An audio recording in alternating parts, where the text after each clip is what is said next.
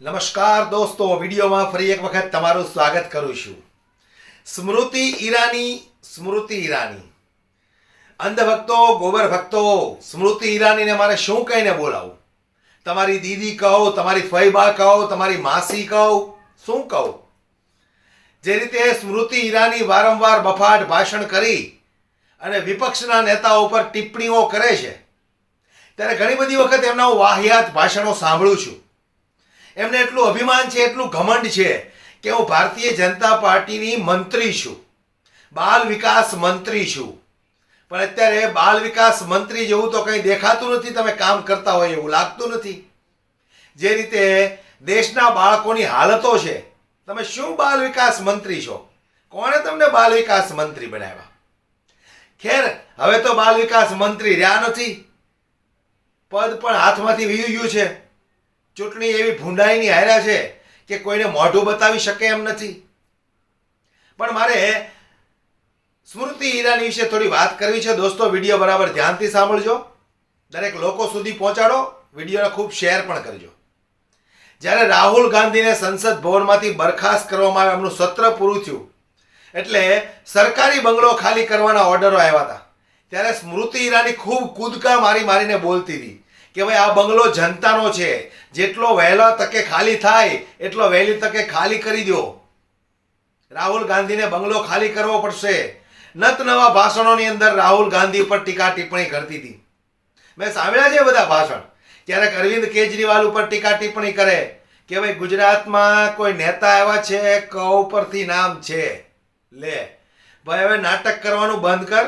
આ જનતાએ તને જે મુંહતોડ જવાબ આપ્યો છે, હવે એટલામાં તું સબક લઈ લેજે. બહુ હોશિયારી મારતી હતી કે અમેઠીની હું દીકરી છું, અમેઠીની જનતાની હું સેવા કરવાની છું. પણ અમેઠીની જનતાએ નક્કી કર્યું હતું કે તારી સેવા અમારે ભાઈ નથી જોતી. ત્યારે જે રીતે બંગલો 11 તારીખે ખાલી કરવાનો હતો, એમના થોડા દિવસ અગાઉ જ સ્મૃતિ ઈરાનીએ બંગલો ખાલી કરી દીધો. ત્યારે રાહુલ ગાંધીએ સ્મૃતિ ઈરાનીને લઈને શું નિવેદન આપ્યું છે એ આ વિડીયોની અંદર તમે જરાક સાંભળી લો દોસ્તો.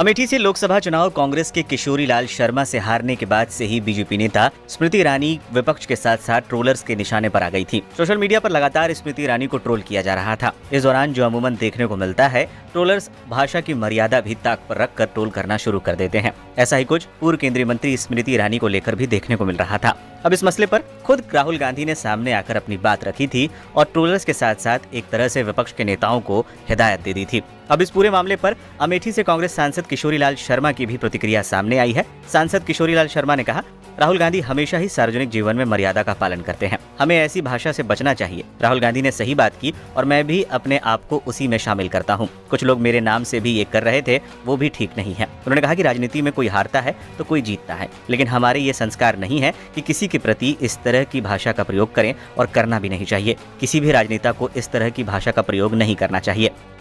राहुल जी ने एक ट्वीट किया जिसमें कहा है कि स्मृति ईरानी और अन्य लोगों पर ट्रोल न करें, हार जीत लगी रहती है. तो सही बात किया उन्होंने, क्योंकि राहुल जी मर्यादाओं का पालन करते हैं, तो उन्होंने सही बात किया और मैं भी अपने आप को उसमें शामिल करता हूं कि कुछ लोग मेरे नाम से कर रहे थे, वो भी ठीक नहीं है. ये तो पॉलिटिक्स में कोई हारता है कोई जीतता है, ठीक है. ये हमारे संस्कार नहीं है ऐसे कि हम किसी के प्रति इस तरह की भाषा का प्रयोग करें, करना भी नहीं चाहिए. किसी भी राजनीतिक को इस तरह की भाषा का प्रयोग नहीं करना चाहिए. बता दें, शुक्रवार को स्मृति ईरानी पर भद्दे कमेंट करने वालों को लोकसभा में नेता विपक्ष राहुल गांधी ने नसीहत दी थी. कांग्रेस नेता ने अपने सोशल मीडिया प्लेटफॉर्म एक्स पर लोगों से ऐसा ना करने के लिए कहा. राहुल ने लिखा था कि हार जीत जीवन में लगी रहती है. मैं सभी से आग्रह करता हूं कि स्मृति ईरानी जी या किसी अन्य नेता के खिलाफ किसी भी प्रकार की कोई अपमानजनक या भद्दी टिप्पणी न की जाए. किसी का अपमान करना या किसी को नीचा दिखाना ये शक्तिशाली होने का नहीं, कमजोर होने का प्रदर्शन करना है. किसी को भी ऐसा नहीं करना चाहिए. बता दें, बीजेपी नेत्री स्मृति ईरानी ने 2019 के लोकसभा चुनाव में राहुल गांधी को अमेठी लोकसभा क्षेत्र से हरा दिया था, जिसके बाद वो लगातार कांग्रेस के निशाने पर थी. अब जब अमेठी में 2024 लोकसभा चुनाव में ईरानी को हार का सामना करना पड़ा तो कांग्रेसी नेताओं ने अपने शब्दों के तीर और ज्यादा पैने कर दिए थे. कांग्रेस नेताओं ने उनको घमंडी और न जाने क्या क्या कह दिया था. बता दें, हाल ही में जब स्मृति ईरानी ने अपना सरकारी बंगला खाली किया था, तब भी सोशल मीडिया पर उनको जमकर ट्रोल किया गया था. अब जब राहुल गांधी ने खुद सामने आकर इसकी आलोचना की है, तो उम्मीद की जा रही है कि इसमें कमी आएगी। તો આને કહેવાય ઈમાનદાર નેતા, ઇજ્જતદાર નેતા. આ જગ્યાએ ભારતીય જનતા પાર્ટીનો કોઈ નેતા હોય ને તો એવી ટીકા ટિપ્પણી કરતો હોય, વાત જવા દો તમે. પણ રાહુલ ગાંધીએ જે વાત કરી છે ને એના પરથી લાગે કે આ ખાનદાની નેતા છે. બાકી ભારતીય જનતા પાર્ટીના નેતાને તમે લઈ લો, બોલવાનું કંઈ ભાન નથી, મન ફાવે એવા શબ્દો કાઢી નાખવાના બોલવામાં, કોઈના વિશે ટીકા ટિપ્પણીઓ કરવી હોય તો ટીકા ટિપ્પણી કરી નાખવાની. આજે સ્મૃતિ ઈરાનીને જે રીતે બંગલો ખાલી કરવો પડ્યો છે, હવે આવનારા દિવસોમાં સ્મૃતિ ઈરાનીની શું હાલત થવાની છે એ પણ તમે જોતા રહેજો દોસ્તો. હજુ એમને આશા છે કે હું ભારતીય જનતા પાર્ટીમાં જોડાયેલી રહીશ તો મને કંઈક ભારતીય જનતા પાર્ટીની અંદર એવું પદ મળશે કે હું દેશની જનતા માટે કામ કરીશ. હાથ જોડીએ જ તમને અમે. આટલી બેટીઓ પર બળાત્કાર થયા, મોઢામાંથી એક શબ્દ તો નીકળ્યો નથી તમારા.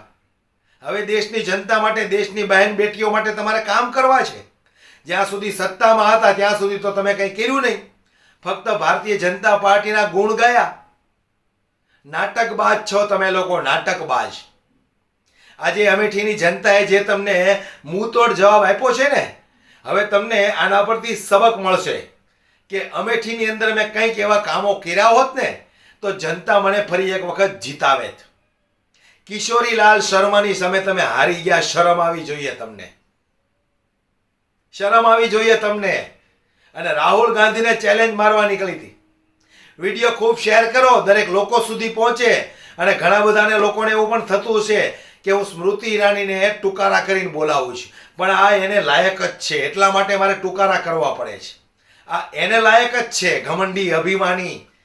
મનમોહનસિંહને પેટ્રોલ ડીઝલમાં ભાવ વધતા, ગેસમાં ભાવ વધતા, કોઈ બેટી ઉપર કંઈ છેડછાડ થતી, બળાત્કાર થતા, ત્યારે મનમોહનસિંહને બંગડીઓ આપવા જતી હતી. રાહુલ ગાંધીએ આની ઉપર એવા પ્રહારો કર્યા એ સમયમાં તો રાહુલ ગાંધીને પપ્પુ કહીને બોલાવતી હતી. ત્યારે નરેન્દ્રભાઈ મોદીના શાસનની અંદર અસંખ્ય બળાત્કારો થયા, મોઢામાંથી એક શબ્દ કેમ ન નીકળ્યો? હવે જનતા તને ઓળખી ગઈ છે એટલે તો ભૂંડાઈની હાર આપી છે. વિડીયો ખૂબ શેર કરો, દરેક લોકો સુધી પહોંચે, દરેક લોકોને ખબર પડે. અને અંધભક્તો, તમે પણ આ તમારી ફઈબા કયો, માસી કયો, દીદી કયો, જે કયો એના માટે કંઈક તમે એવી સરસ મજાની જગ્યા વ્યવસ્થા કરી દો એટલે ત્યાં સચવાઈ જાય. જય હિન્દ.